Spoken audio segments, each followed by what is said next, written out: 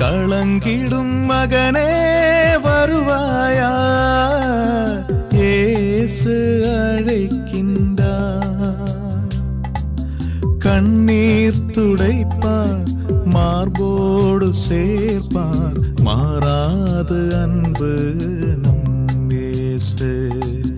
கண்ணீர் துடைப்பார், மார்போடு சேர்ப்பார், மாறாது அன்பு நம் இயேசு. இயேசு கிறிஸ்துக்குள் பிரியமானவர்களே, அருமை ஆண்டவர் இயேசு கிறிஸ்துவின் பரிசுத்தமுள்ள திருப்பெயரிலே நல்வாழ்த்துக்கள். இந்த விடுதலை நேர நிகழ்ச்சி வழியாக உங்களை சந்திப்பதிலே நான் மிகுந்த மகிழ்ச்சி அடைகிறேன்.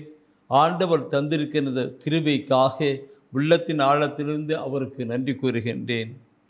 பிரியமானவர்களே, நம்மை படைத்தவரும் பராமரித்து வழிநடத்துவருமாகிய ஆண்டவர் நம்மோடு கூட பேச வேண்டும் என்று விரும்பி இந்த அமைப்பை உருவாக்கியிருக்கிறார்.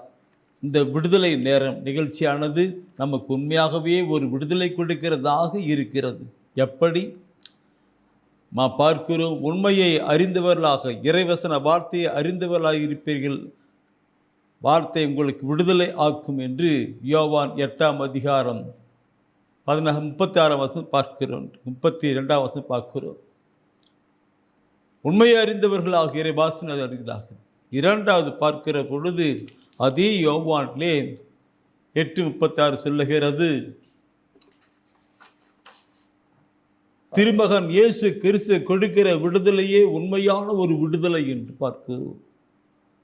திருமகன் இயேசு கிறிஸ்து, வார்த்தை மனு உருவான இயேசு கிறிஸ்து அங்கே விடுதலை கொடுக்கிறார். மூன்றாவது பார்க்கிறோம் 2 கொரிந்தியர் 3:17 பார்க்கிற பொழுது, ஆவியானவர் எங்கேயோ அங்கே விடுதலை உண்டு என்று. அப்போ வார்த்தையானவர், மனு உருவானவர், ஆவியாயிருக்கிற கடவுள் நம்மளே செயல்பட்டு அங்கு ஒரு விடுதலை கொடுக்கிறவராக இருக்கிறார்.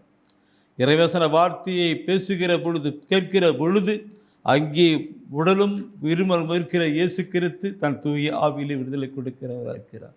அப்படிப்பட்ட ஒரு ஆசீர்வாதமான காரியங்களை அமைப்பை நடப்பித்து வருகிறார்.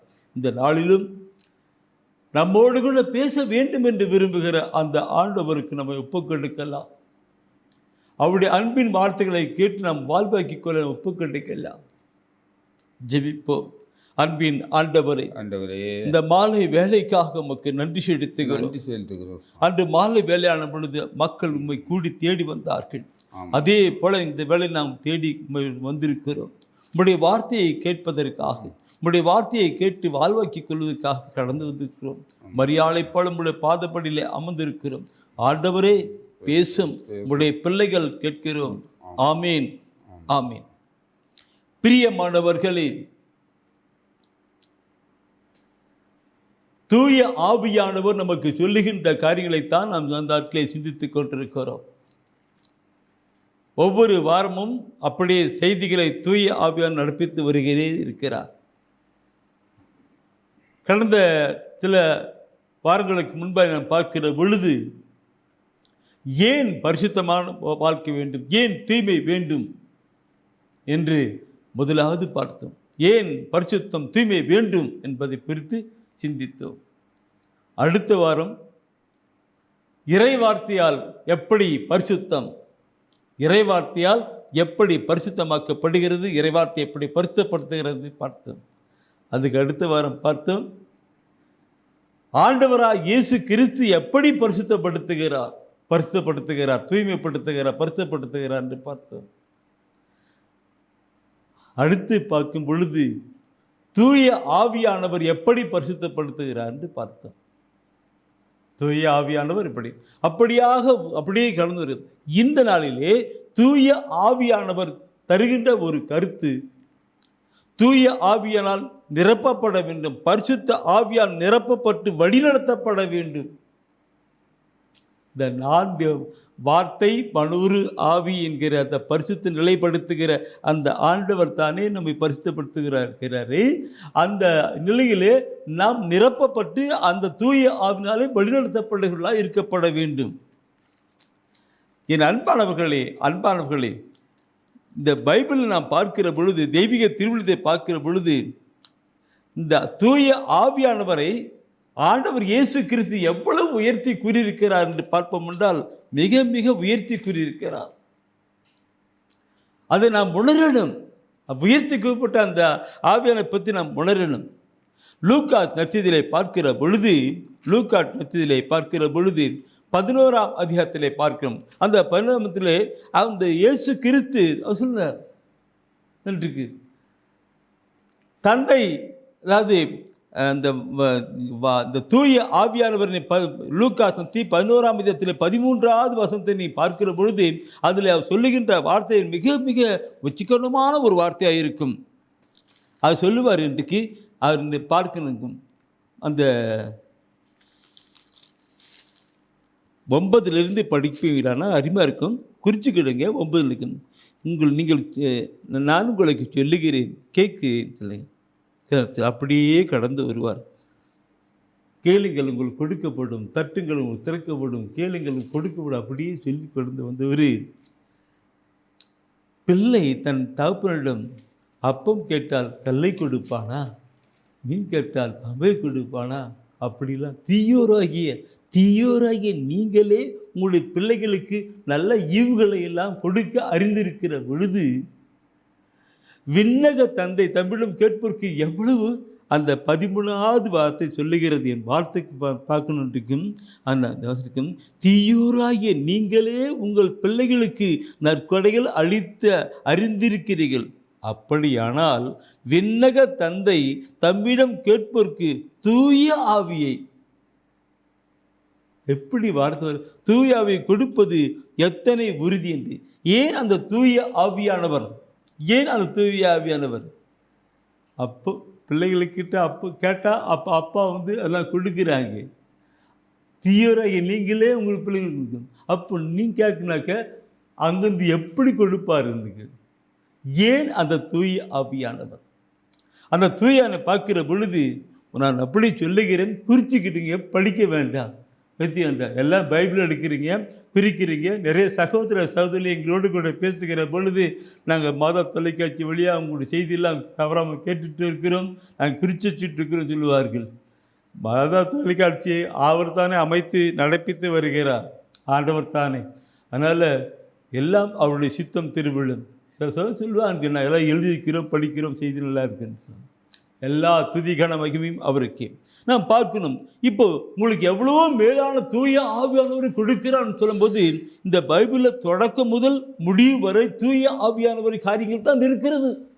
வார்த்தை, மனுரு, ஆவி, அந்த மூவரு கடவுளை பற்றி தான் சொல்லப்பட்டிருக்கிறது. அந்த ஆவியை பற்றி நாம் பார்க்கிற பொழுது 2 கொரிந்தியரிலே 3ஆம் அதிகாரத்தில் 17வது வசனம், 2 கொரிந்தியர் 3:17வது வசனம் சொல்வது, ஆண்டவர் என்பது ஆவியானவரை குறிக்கிறது. பாருங்க, ஆண்டவர் என்பது ஆவியானவரை குறிக்கிறது. ஆவியானவர் எங்கேயோ அங்கே விடுதலை உண்டு சொல்லப்பட்டிருக்கு. அப்போ ஆவியானவர் இருக்கிற இடத்திலே விடுதலை உண்டு.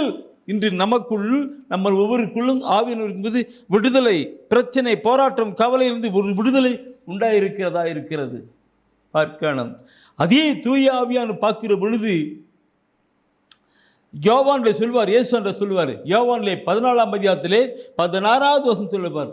யோவான் 14:16 16 அது சொல்லப்பட்டிருக்கும், என்றும் எப்பொழுதும் உங்களோடு கூட இருக்கும்படி, என்றும் எப்பொழுதும் உங்களோடு கூட இருக்கும்படி மற்றொரு துணையாளராம் தூய ஆவியானவர்.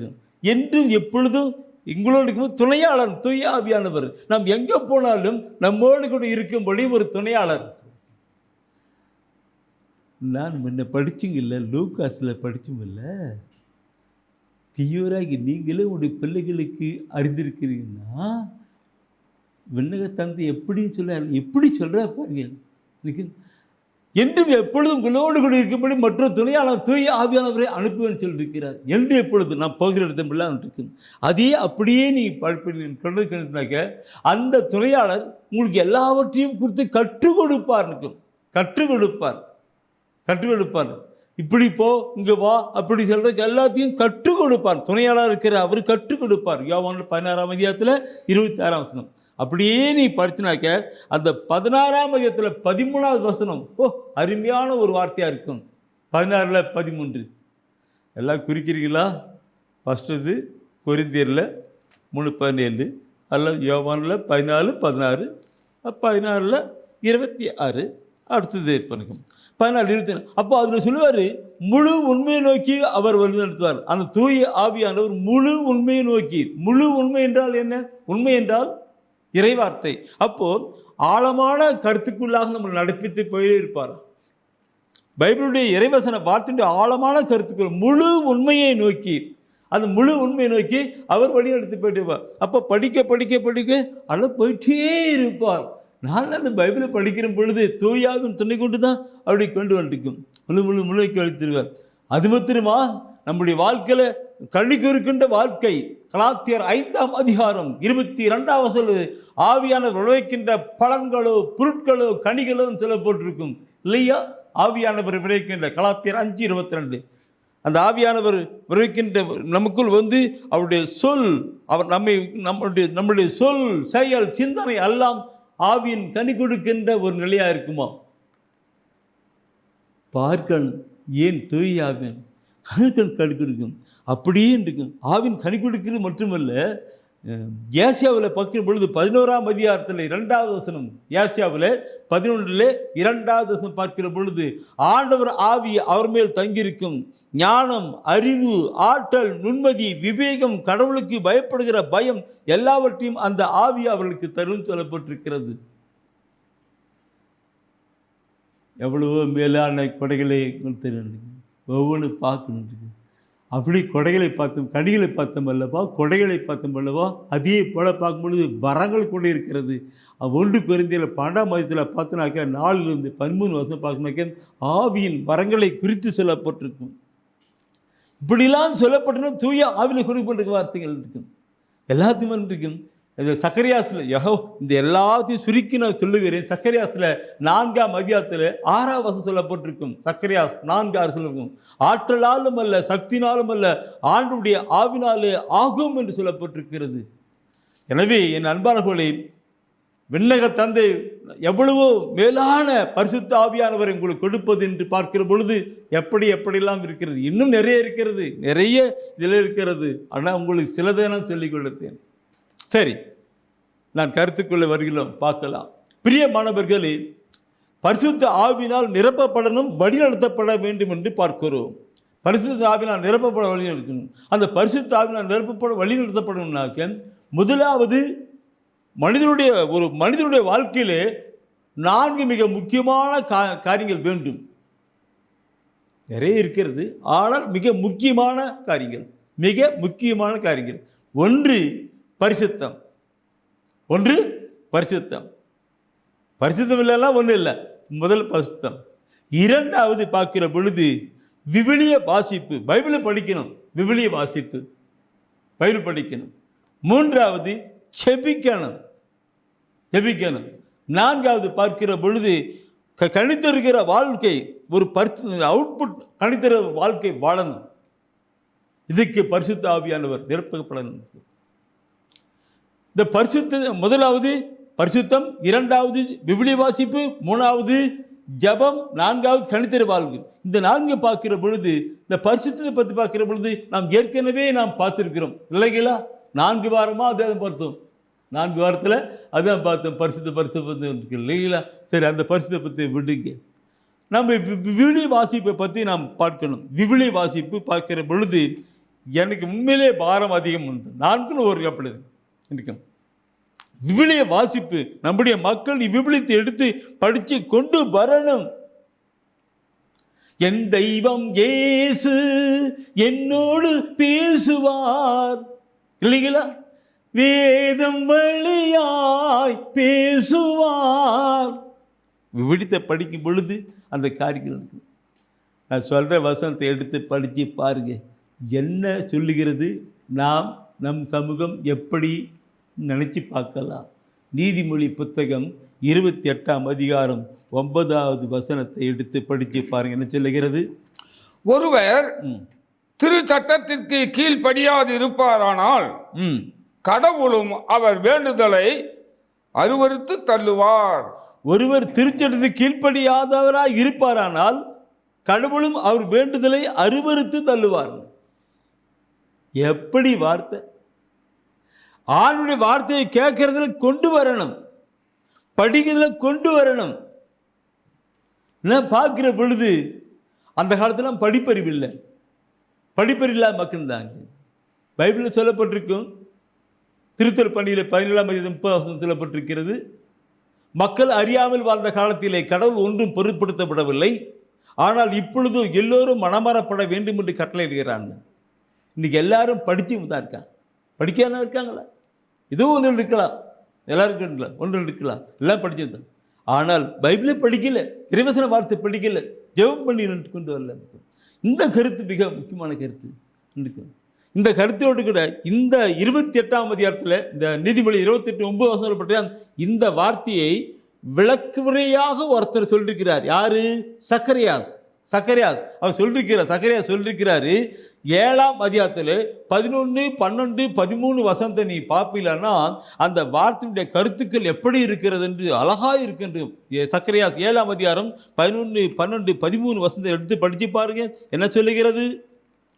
அவர்களோ அதற்கு செவிகொடுக்க மறுத்தார்கள், இறுகிய மனத்துடன் முகத்தை திருப்பிக் கொண்டார்கள், தங்கள் காதுகளை பொத்திக் கொண்டார்கள். படைகளின் ஆண்டவர் தம் ஆவியால் முன்னாளைய இறைவாக்கினர் வாயிலாக அனுப்பி தந்த சிறு சட்டத்தையும் வாக்குகளையும் கேட்டு விடாதபடி பாறையை போல் தங்கள் இதயங்களை கடினப்படுத்திக் கொண்டார்கள். அதனால் படைகளின் ஆண்டவர்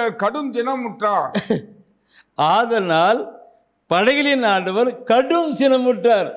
நான் கூப்பிட்ட போது அவர்கள் கேளாது இருந்தது போல அவர்கள் கூப்பிட்ட போது நானும் கேட்கவில்லை என்கிறார் படைகளின் ஆண்டவர். நான் கேட்கவில்லை என்கிறார் படைகளின் ஆண்டவர். பார்க்கணும், எப்படி கருத்துகள் பார்க்கணும். நான் கூப்பிட்ட போது அவர் கேளாது இருந்தது போல அவர் கூப்பிடும் போது நான் கேட்க மாட்டேன். இது நான் ஒரு சின்ன ஒரு விளக்கம் பார்க்கணும். உதாரணத்துக்கு நான் சொல்லுகிறேன், என்னை வச்சுக்கிறேன், என்னை நானே கொண்டு வரேன். செல்வநாதன் உங்களை யாரும் இப்பெல்லாம் இருக்கலாம், செல்வநாதன் இருக்கலாம், உங்களும் இல்லை, என் சொல்கிறேன். செல்வநாதன் ஒவ்வொரு நாளும் காலையில் போயிட்டு ஜெபம் பண்ணுறோம், பாட்பாடி அப்படி இப்படிலாம் ஜெபம் பண்ணுறோம். அப்போது ஆண்டவர் பேச வேண்டும் என்று விரும்புகிறார்.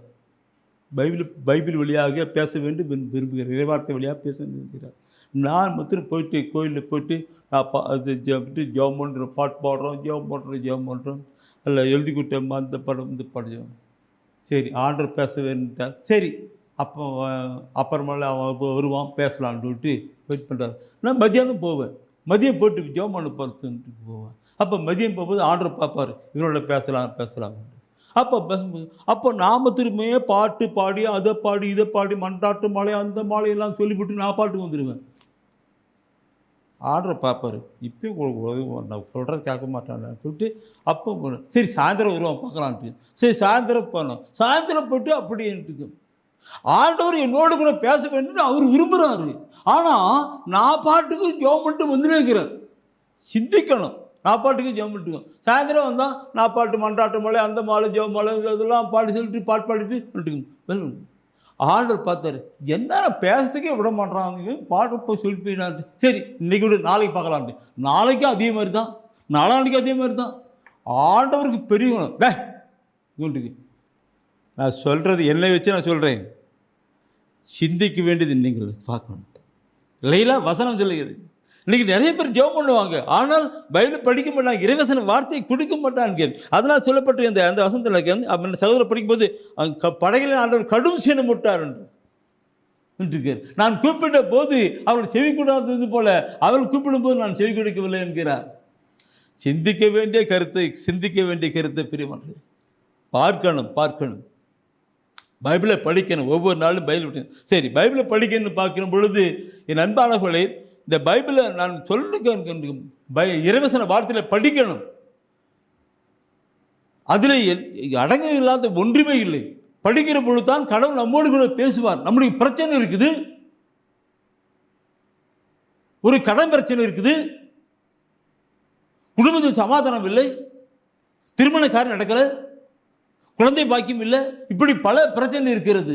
நாம் இதோ மன்றாடு போட்டு சொல்லிட்டு வந்தாங்கல்ல, ஆண்டவர் பேச விரும்புகிறார். அப்போ பேசுறது பைபிளில் நீ பார்த்தினாக்க அதில் சொல்ல வார்த்தை எடுக்கணும். ஏசியா புத்தகத்தில் 34ஆம் அதிகாரத்தில் 16வது வசனம், 34ஆம் அதிகாரத்தில் 16வது வசனத்தை நீ படிச்சீங்களானாக்க அதில் அது சொல்லப்பட்டிருக்கிற வார்த்தையை படிச்சு பாருங்க. 34 ஏசாயா 34:16 வசனம் படிச்சு பாருங்க. என்ன சொல்லி, ஆண்டவரின் ஏற்று சுருளை ஆய்ந்து படியுங்கள், ஆய்ந்து படியுங்கள். எதுவுமே தனித்து விடப்படுவதில்லை, எதுவுமே தனித்து விடப்படுவதில்லை, துணையின்றி எதுவும் இருப்பதில்லை.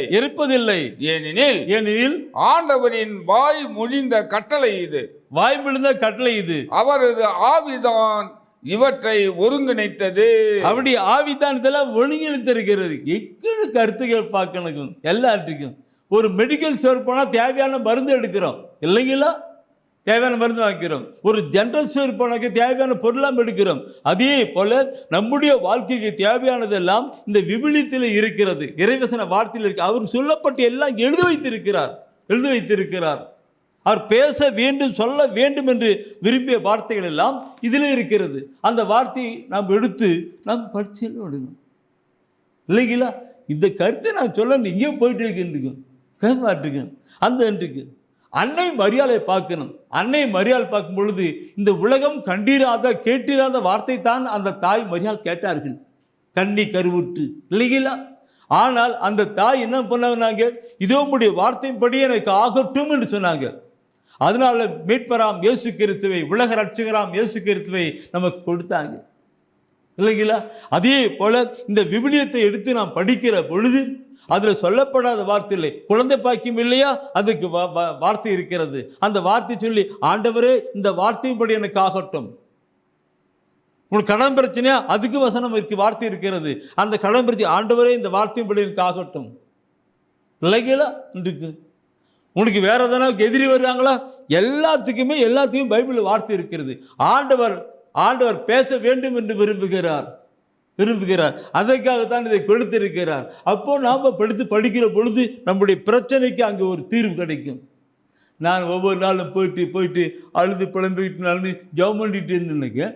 ஜெபம் பண்ணும் போது அந்த கண்ணீரை காண்கிற ஆண்டவர் நம்மோடு கூட பேச வேண்டும் என்று விரும்புகிறார். எப்படி? இறைவசன வார்த்தை வழியாய் பேச விரும்புகிறார். எனக்கு குழந்தை பார்த்தீங்க. அப்போ அந்த வசன வார்த்தைகள் இருக்கு. எத்தனை கருத்துக்களாக இருக்கிறது. என் அன்பாளர்கள், இதற்கெல்லாம் தூய ஆவியானவர்தன் வசனத்தை படிக்கிற பொழுது அங்கே வாழ்வாக்கி கொள்வதற்கான காரியங்கள் இருக்கும். இந்த வார்த்தை பார்க்கும்போது தூயாவின் எப்படி செயல்படுகிறார் பார்க்கும். என்றைக்கும் 2 தீமோத்தேயுல 3ஆம் அதிகாரத்திலே 16வது வசனம், 2 தீமோத்தேயு புத்தகம் 3ஆம் அதிகாரத்திலே 16வது வசனத்தை எடுத்து படித்து பாருங்கள். அதில் என்ன சொல்லுகிறது? மறைநூல் அனைத்தும் கடவுளின் தூண்டுதல் பெற்றுள்ளது. கடவுளுடைய தூண்டுதல் பெற்றுள்ளது. அது கற்பிப்பதற்கும் கண்டிப்பதற்கும் சீராக்குவதற்கும் நேர்மையாக வாழ பயிற்றுவிப்பதற்கும் பயனுள்ளது. அது குற்றப்பட்டு பைபிளில் சொல்லப்பட்ட வார்த்தை அத்தனையுமே என்ன சொல்றீங்க, நமக்கு ஒரு பரிசுத்தமான ஒரு வாழ்க்கை வாழ்றதுக்கு நேர்க்கினே சொல்லிருக்கிறேன் இல்லைங்களா. அது மாத்திரமில்ல, நம்ம நடைமுறை வாழ்க்கையில் நடப்பிக்கிற காரியங்களை பார்க்கணும். the 4 find, அதில் என்ன கற்பிக்கும், பைபிளை படிக்க நம் கற்பிக்கும், அது கண்டிக்கும், அது சீராக்கும், நேர்மையாக வாழ பயிற்றுவிக்கும், ஒரு பரிசுத்த நிலை கொண்டு போயிட்டு இருக்கும். அது யாவும் தூய ஆவிலே ஏவப்பட்டு எழுதப்பட்ட வார்த்தைகள். தூய ஆவிலே ஏவப்பட்டு எழுதப்பட்ட வார்த்தைகள், கடவுளுடைய ஆவியால் ஏவப்பட்டு எழுதப்பட்ட வார்த்தைகள், இறைவாக்கின வாயிலாக ஆவிலே கொல்லப்பட்டு எழுதப்பட்ட வார்த்தைகள். இந்த விவிலியத்தை படிக்கிற பொழுது கடவுள் நம்மோடு கூட பேச விரும்புகிறார். நம்முடைய தேவைகளுக்கு அவர் பதிலளித்து மகனே மகளே, உனக்கு பிரச்சனையா, போராட்டமா, கவலையா, கண்ணீரா, துக்கமா, வேதனையா, எது அதுக்கெல்லாம் இதோ இந்த வசனத்தை எடுத்து படி. அந்த வார்த்தை என்னுடைய வார்த்தை, அந்த வார்த்தை உயிருள்ள வார்த்தை, ஆற்றல் மிக்க வார்த்தை. வானத்து மழையும் பனியும் பூமியில விழுந்து எப்படி பசுமை உண்டு பண்ணுகிறதோ அப்படியே உன்னுடைய வாழ்க்கையில் நடக்கும்னு சொல்லி அவர் காத்துக்கின்றிருக்கிறார். ஆனாலும் நான் இது செலவு எடுக்கல. எனக்கு என்னமோ அந்த வசனத்தை எடுக்க அந்த சக்கரையாசு படிக்கிற பொழுது அதிகம் போனது. வசனத்தை இறைவசன வார்த்தையில் எடுத்து கடந்து படிக்கணும். படிக்கிற பொழுது அது நமக்கு வாழ்வாக மாறுகிறது, ஆசிராக மாறுகிறது. இதற்கு தூய ஆவியானவர் தானே நமக்கு துணை பண்ணுகிறார். My Lord Jesus. நான் பார்க்கணும், இந்த நான் ஏற்கனவே தூய ஆவியால் ஏற்பட்டதுன்னு எழுதப்பட்டு மறைநூல் படித்தோம் அல்லவா, இந்த இதே கருத்தை நீ பார்க்குற பொழுது 2 பேதுருவிலே முதல் அதிகாரத்திலே 21வது வசனம் சொல்லப்பட்டிருக்கிற வார்த்தை பார்க்கணும். அந்த வசன வார்த்தை இந்த 2 தீமோத்தேயு 3ஆம் அதிகாரம் 16ஆம் வசனத்தினுடைய லிங்கப் படிக்கும் போது என்ன விளக்கமான ஒரு கருத்தாக இருக்கிறது. கடவுளுடைய நிலை எப்படி செயல்படுகிறார் பாருங்கள். தூய ஆவியால் ஆட்கொள்ளப்பட்ட மனிதர்கள் கடவுள் அருளியதை உரைத்ததே இறைவாக்கு. அது ஒருபோதும் மனித விருப்பத்தினால் உண்டானது அல்ல. மனித விருப்பம் ஏதோ யாரோ எழுதினாங்க அப்படி இல்லை. கடவுளுடைய தூய ஆவினாலும் ஏவப்பட்டு எழுதப்பட்டது தான் இது. அது கடவுளுடைய வார்த்தைகள், ஆண்டுடைய வார்த்தைகள், வாய் மொழிகள். அது அந்த படிக்கிற பொழுது நமக்கு கடந்து வரும். இந்த கடவுளுடைய தூய ஆவியால் ஏவப்பட்டு எழுதப்பட்டது என்ற கருத்தை குறித்து நாம் தொடர்ந்து நாளை தினத்துக்குள்ள சிந்திக்கலாம், பார்க்கணும். தூய ஆவியில் அப்போ நல்ல பரிசுத்தால் நிறைகிற பொழுது இந்த ஒரு நிலை நமக்கு வந்தே தீரும். அதில் நாம் பார்க்கிற பொழுது கடந்த காலங்களில் என்னென்ன சொல்லப்பட்டதிலையும் பார்த்தோம். இந்த நாட்களிலே இந்த ஒரு தூய ஆவியால் மனிதனுடைய வாழ்க்கைக்கு மிக முக்கியமாக இருக்கிறது 4 மிக முக்கியமான காரியங்கள். 1 பரிசுத்தம், 2வது விவிலிய வாசிப்பு, 3வது ஜெபம், 4வது கணித்திருக்கிற வாழ்வு. ஒரு மனித ஆன்மீக வாழ்வுக்குள்ளே கடந்து போகிறதுக்கு அதில் பரிசுத்தம் என்பதை பார்த்துட்டு இருந்தோம். நேற்று தினத்தில் விவிலியத்தை நாம் படிக்கிறோம். விவிலிய வாசிப்பு வேண்டும் என்று, அந்த விவிலிய வாசிப்பு வேண்டும் என்கின்ற அந்த கருத்தை ஆரம்பத்திலே சொல்லுகிற பொழுது என் உள்ளத்திலே மிகுந்த கொந்தளிப்பு உண்டானது.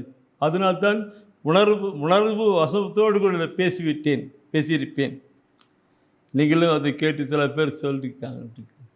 என்ன வார்த்தை இருக்கு. தூய ஆவியால் வருகிற காரியங்களை பார்க்கணும், விவிலியத்தை நாம் எடுக்கணும், படிக்கணும். அதிலே ஆண்டவர் நம்மோடு கூட பேசுகிற வார்த்தை. நம்முடைய கவலை, கண்ணீர், துக்கத்தை பார்க்கிற ஆண்டவர் அப்படியே இருப்பதில்லை. நம்மை அவர் தாயின் கருவத்திலே உருவாக்கி நம்மை படைத்து பராமரித்து வழிநடத்துகிறாரே அந்த அப்பா நம்முடைய கண்ணீரை பார்க்கிற பொழுது, நம்முடைய துக்கத்தை பார்க்கிற பொழுது, நம் நோக்காளர் பார்ப்பது அவர் அமைதியாக இருந்து விடுவாரா? இல்லை. அவர் நம்மோடு கூட பேசுகிறார். மகனே மகளே என்று நம்மோடு கூட பேசுகிறார். மகனே மகளே என்று நம்மோடு கூட பேசுவது தெய்வீக திருவெளித்தின் வழியாக. அதை நாம் எடுத்து நாம் படிக்கிற பொழுது அவர் நம்மோடு கூட பேசுகிறார். அந்த பேசுகிற வார்த்தை உயிருள்ள வார்த்தை, ஆற்றல் மிக்க வார்த்தை. வானத்து மழையும் பனியும் பூமியிலே விழுந்து எப்படி பசுமை உண்டு பண்ணுகிறதோ அப்படி இருக்கின்ற வார்த்தை இல்லைங்களா? அந்த வசன வார்த்தையை படிக்கணும். அந்த வசன வார்த்தையை படிக்கிறதுக்கு படிக்கணும், கடந்து வரணும். அதான் சொல்லப்பட்டு நேற்று பார்த்தோம். அந்த படிக்கிறதுக்கு எப்படி தூய ஆவியானவர் உதவுகிறார் என்பதை அப்படியே நாம் கண்டு சென்று போகலாம். ஏன்னா அப்படியே பார்க்கலாம். தூய ஆவியானவர் இந்த விவிலியத்தை படித்து புரிந்து கொள்வதற்கு எப்படி துணை பெறுகிறார் என்பதை பார்க்கும்போது நேற்று தினத்தில் பார்த்தோம். இந்த விவிலியம் எல்லாம் தூய ஆவியினால் ஏவப்பட்டு எழுதப்பட்டது என்று இல்லைங்களா? 2 தீமோத்தேயு 3:16 பார்த்தோம். கற்பிப்பதற்கு, கண்டிப்பதற்கு, சீராக்குவதற்கு, நேர்மையாக வாழ பயிற்றுக்குமே கொடுக்கப்பட்டிருக்கிறது என்று இல்லைங்களா? இது தூய ஆவியினாலே ஏவப்பட்டு எழுதப்பட்டது என்று புனித பேதுரு மிக அழகாக சொல்ல குறிக்கிறார். 2 பேதுருவிலே முதல் அதிகாரத்திலே பார்த்தோம்.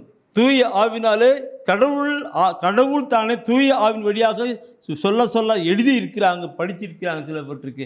அப்போ பைபிளை படிக்கிற பொழுது, திருவிழத்தை படிக்கிற பொழுது, இறைவரசன வார்த்தையை கேட்கிற பொழுது ஆண்டவர் நம்மோடு கூட பேசி நம்மை ஆசீர்வித்து நம்மை நடத்துகிறவராக இருக்கிறார். எனவே வெளித்தில் படித்துன்னு கலந்து வரணும். பிரதர் ஒருவேளை எனக்கு ஒன்றும் புரியாதவே எப்படி கண்டிக்கும். நான் ஒரு கருத்தை நான் சொல்லணும்.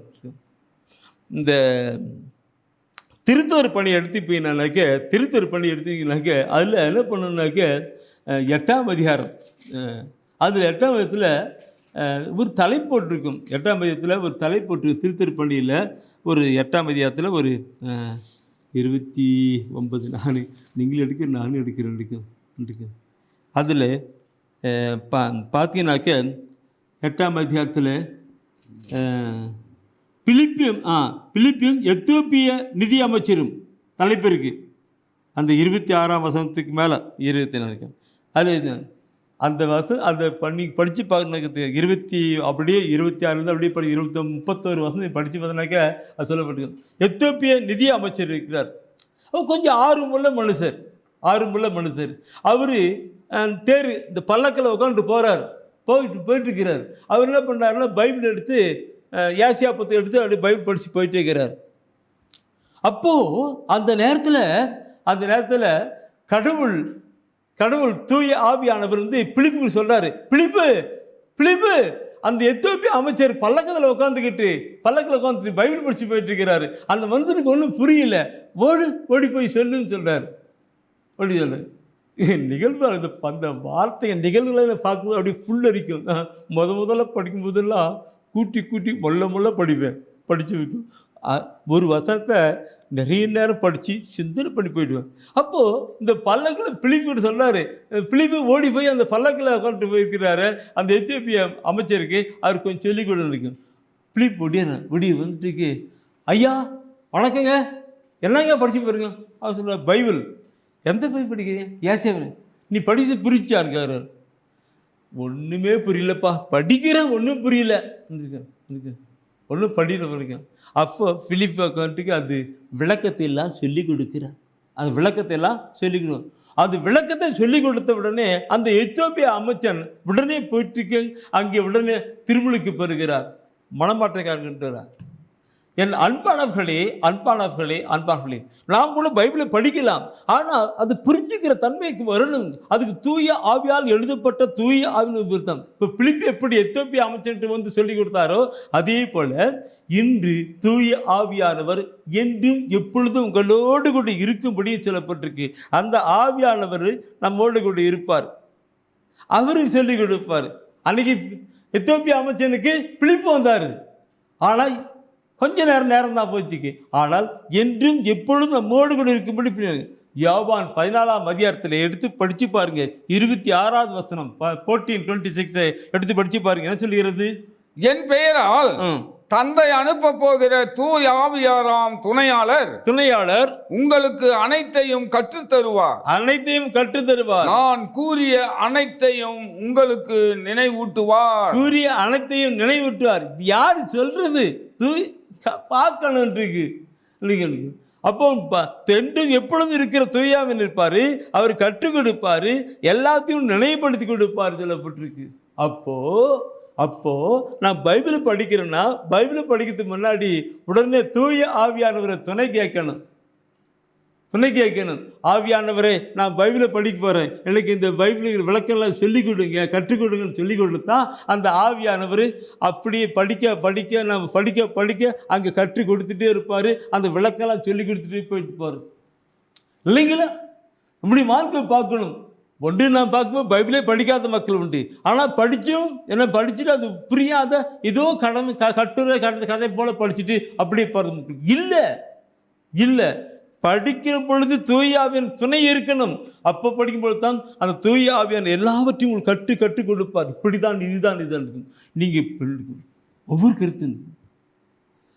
என் அன்பானவர்களே, நான் அடிக்கடி சொல்லுவேன், என்னை பற்றி நான் சொல்லிருக்கேன். இந்த கருத்தை நானும் ஒரு காலத்தில் பைபிள் படிக்கல, ஒன்றும் படிக்கல. ஆனால் இந்த கருத்துக்களை படிக்கிற பொழுது தான் எவ்வளவு மறைமுன்மைகள் இருக்கிறது, ஆழமான கருத்துக்கள் இருக்கிறது என்று நம் தூய ஆவியார் நமக்கு விளக்கி கூட்டிகிட்டே இருப்பார். வரப்போகிற காரியங்களை சொல்லி கொடுத்துட்டு இருப்பார். இந்த பைபிளில் எத்தனையோ மறைமுறைகள், கடந்த காலம், நிகழ்காலம், வருகாலம், இந்த 3 காலத்துக்குமா இழைக்கப்பட்டு சொல்லப்பட்டிருக்கிறது இல்லைங்களா? அப்போ வருங்காலத்தை குறித்து எப்படி சொல்லப்பட்டிருக்கிறது? வருங்காலத்தில் நான் இறுதி காலத்தை பற்றி நான் ஒரு புக்கில் எழுதியிருக்கிறேன், நீங்கள் படித்து பாருங்க. அதெல்லாம் தூய வளர்த்துருந்தாங்க. கடந்த காலம், நிகழ்காலம், வருங்காலம். கடந்த காலத்தை பற்றி பேசிடலாம், கேட்டது. நிகழ்காலத்தை பற்றி நிகழ்வை பற்றி சொல்லலாம். ஆனால் வருங்காலத்தை பற்றி எப்படி சொல்ல முடியும்? அந்த வருங்காலத்தில் பற்றி சொல்லப்பட்டு தான் பைபிள். அந்த பைபிள் இருக்கிற வார்த்தையை கண்டுபிடிப்பது பார்க்கணும். தூயார் சொல்லுகிறார். யோவான் 16ஆம் அதிகாரம் 13வது வசனத்தை படித்து பாருங்க அக்கா. என்ன சொல்லுகிறது? உண்மையை வெளிப்படுத்தும் தூய ஆவியார் வரும்போது உண்மையை வெளிப்படுத்தும் தூய ஆவியார் வருகிற பொழுது அவர் முழு உண்மையை நோக்கி உங்களை வழிநடத்துவார். முழு உண்மையை நோக்கி உங்களை வழிநடத்துவார். அவர் தாமாக எதையும் பேச மாட்டார். தாமாக எதையும் பேச மாட்டார். தாம் கேட்பதையே பேசுவார். தாம் கேட்பதை பேசுவார். வரப்போகிறவற்றை உங்களுக்கு அறிவிப்பார். உங்களுக்கு அறிவார். வரப்போகுது, என்ன நடக்க போகுது இல்லைங்களா? எல்லாம் ஐயா வச்சிருக்காரு. கடந்த கால நிகழ்வுகள் வருகிறது, அது வரப்போகிறது அறிஞ்சிருப்பார் இருக்கும். அப்போ நீ பைபிளை படிக்கிற பொழுது அதில் கடவுள் சொல்லி கொடுப்பார், இப்படியெல்லாம் நடக்கணும். எனக்கு எல்லாம் பார்க்கணும், இதெல்லாம் பார்க்கணும். நம்முடைய வாழ்க்கையில் இப்படி பார்க்கணும். இது வரப்போகிட்டெல்லாம் வெளிப்படுத்தி கொடுப்பார் நினைக்கும். இது நாம் பைபிளை படித்து கடந்து வந்தால் தூய ஆவியானவர் சொல்லி சொல்லி கொடுப்பார். இப்படியெல்லாம் நடக்கப் போகிறது, இப்படிலாம் வரப்போகிறது, இப்படிலாம் செய்யப்படுகிறது சொல்லி கொடுப்பார். எனவே அன்பான சகோதரமே விவிலியத்தை வாசியுங்கள். தூய ஆவியின் துணை கொண்டு, தூய ஆவியால் நிரப்பப்பட்டு விவிலியத்தை வாசியுங்கள். அதில் இருக்கிற காரியங்கள் எல்லாம், ஆண்டவர் வைத்திருக்க திருவிழா காரியங்கள் எல்லாம், அவர் சிந்தனை எல்லாம் நமக்கு சொல்லிக் கொடுப்பார். சரி, அடுத்தது நாம் பார்க்கிற பொழுது ஜெபம். இது ஜெபம் நம்முடைய வாழ்க்கைக்கு மிக மிக அவசியம். நேற்று தான் சொல்லல, ஆண்டவரோட கூட பேசி ஜெபிக்கிறது, நம்முடைய கருத்து எல்லாம் அவரோட சொல்றது, அதுதான் ஜெபம். இதை நாம் பார்க்கிற பொழுது நம்முடைய வாழ்க்கையிலேயே ஏன் நம்ம ஜெபம் கேட்கப்படலை, எப்படி ஜெபம் கேட்கப்படலை, இதெல்லாம் ஒன்று இருக்கு. நான் தவறாமல் கோயிலுக்கு போகிறேன் பிரதர், கோயிலுக்கு போகிறேன், நான் தவறாமல் ஜெபமாக சொல்கிறேன், அதுவும் ஜெபம் பண்ணுறேன், இப்படிலாம் பல கருத்தை கொண்டு வரலாம். ஆனால் ஏன் ஜெபம் கேட்கப்படுவதில்லை என்று பார்க்கிற பொழுது, ஒன்று பாவம். நான் அடிக்கடி சொல்லுகிறது தான், ஏசாயா புத்தகத்தில் சொல்லுகிறதான்படி உங்களை ஆசீர்வதிக்க முடியாதபடி ஆண்டவர் கைகள் குறுகி விடவில்லை, உங்கள் ஜெபங்களை கேட்கக்கூடாது ஆண்டுக்காக சேடுமேடவில்லை, உங்கள் பாவங்களும் அக்கிரங்களும் ஆண்டருக்கு உங்களுக்கு இடையே பிளவு ஒன்று பிளந்து. ஏசாயா 59:1-2 அது விடுங்க. அது பாவம். ஆனால் நல்ல ஒரு பாவம் இருக்கப்பட்டிருக்கிறோம், எல்லாம் இருக்கும், பரிசுத்தம் இருக்கு. ஆனால் நம்முடைய ஜெபம் ஏன் கேட்கப்படவில்லை ஒரு கேள்வி உங்களுக்குள் இருக்கலாம். வசனத்தை எடுத்து படித்து பாருங்கள். வசனம் திருவிழியத்திலே படித்து தூயணும். ஏசாயா 29ஆம் அதிகாரத்திலே 13வது வசனம். ஏசாயா 29 13வது வசனத்தை நீ பார்ப்பீங்களானால் அதில் சொல்லப்பட்டிருக்கிற வார்த்தை நாம் சிந்திக்கப்பட வேண்டிய வார்த்தை, நம்முடைய வாழ்க்கையை மாற்றிக்கொள்ள வார்த்தையாக இருக்கலாம். என் தலைவர் கூறுவது இதுவே, வாய் சொல்லால் இம்மக்கள் என்னை அணுகுகின்றனர், வாய் சொல்லால் என் மக்கள் அணுகின்றார்கள், உதட்டினால் என்னை போற்றுகிறார்கள், அவர்கள் உள்ளமோ என்னை விட்டு தொலைவில் இருக்கிறது, அவர்களது இறையச்சம் மனனம் செய்த வெறும் மனித கட்டளையை சார்ந்ததே. மனனம் செய்த வெறும் மனித கட்டளை. எனக்கு நான் சொல்லல, பைபிள் ஆண்டவர் சொல்லி கொடுக்கிறார் இல்லைங்களா? மனப்பாடம் பண்ணதே அப்படியே சொல்லிக்கிட்டே இருப்பாங்க. நானும் தான் மனப்பாடம் பண்ணதை அப்படியே சொல்லிக்கிட்டே இருப்பேன். ஆனால் இருக்கு நான் உட்காந்து மனப்பாடம் பண்ணதை ஜபத்தை சொல்லினே இருப்பேன். பீரோ சாவி எங்கே வச்சுன்னு தெரியலையே, பீரோ சாவி மேலே வச்சுனா கீழே வச்சுனா, எங்கள் பையன் திறந்துடுவானே எனக்கு தெரியலையே. இங்கே ஜெபம் பண்ணின்னு இருப்பேன், கோயிலில் உட்காந்து ஜெபம் பண்ணி இருப்பேன். ஆனால் எங்கள் வீட்டில் பீரோவில் சாவி விட்டு திறந்து விட்டோம்னா, லாக் பண்ணிட்டோம்னா, எங்கே வச்சுட்டு சாவி இங்கே உட்காந்து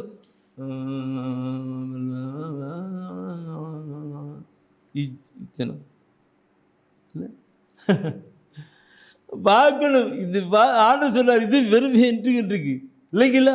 மனநம் செஞ்ச மனப்பாடம் பண்ணது நான் பண்ணது. அந்த கத்தோலிக்க திருச்சபையில் சில ஜபங்கள்லாம் கற்றுக் கொடுத்திருக்கிறார்கள், மனப்பாடம் சொல்லியிருக்காங்க. அது மிக பயனுள்ளது, ஆசீர்வாதத்துக்குரியது. அந்த படிப்பறிவு இல்லை அந்த மக்கள் மத்தியில் அது அப்படிலாம் அழகாக வந்தது. ஆனால் இங்கே சொல்வது என்ன நம்முடைய அந்த இருக்கு வார்த்தைகள் அங்கே இருக்கு. கடல் இங்கே பேசிட்டு இருக்கும் பொழுது எங்கேயோ கூடாது பார்க்கணும் இல்லைங்களான் இருக்கு அந்த கருத்து. இந்த கருத்தை ஏசாயால் மாத்திரம் சொல்லலை, புதிய ஏற்பாட்டில் ஆண்டவராக இயேசு கிறிஸ்துவே சொல்லியிருக்கிறாரு. எடுங்க, வாசித்து பாருங்க. மத்தேயு 15ஆம் அதிகாரத்தில் 8-9 வசனத்தில் மிக தெளிவாய் கூறியிருக்கிறார். இம்மக்கள் உதட்டினால் என்னை போற்றுகின்றனர், உதட்டினால் என்னை போற்றுகிறார்கள். இவர்கள் உள்ளமோ என்னை விட்டு வெகு தொலைவில் இருக்கிறது. மனித கட்டளைகளை கோட்பாடுகளாக கற்பிக்கின்றனர். இவர்கள் என்னை வழிபடுவது வீண் என்கிறார் ஆண்டவர். வீண் என்கிறார் செல்வநாதன் அல்ல, வீண் என்கிறார் ஆண்டவர். பார்க்கணும். இந்த வார்த்தையை படிக்கிற பொழுது எப்படி இருக்கிறது இல்லைங்களா? நாம் நம்முடைய வாழ்க்கையில் அப்படியே ஜெபம் உதாரணத்துக்கு நான் என்னை பற்றி சொன்னேன். உட்காந்துக்கிட்டு ஜெபம் நாம் ஜெபிக்கிற பொழுது அவரை பார்க்கணும், அவரோடு கூட டச்சிங் ஆகிட்டே இருக்கணும், அவரோடு பேசிக்கிட்டு இருக்கணும்.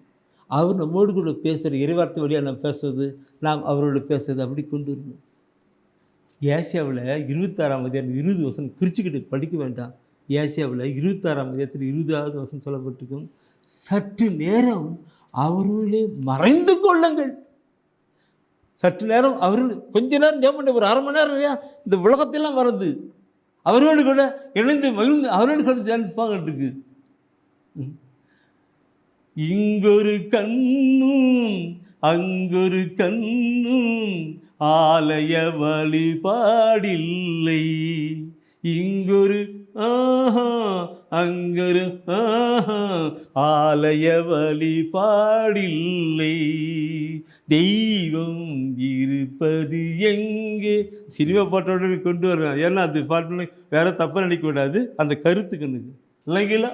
தெய்வம் இருப்பது எங்கே, அவர் எங்கே அப்படிங்களா? அப்போ அவரோடு டச் ஆகிட்டு உலகத்தையெல்லாம் மறந்து அவரோடு கூட இணைந்து வார்த்தையை படிக்கிறதிலும் நாம் ஜெபிப்பதிலும் கேட்பதிலும் படிப்பதிலும் கொண்டு வந்தால் எவ்வளவு இருக்கும்?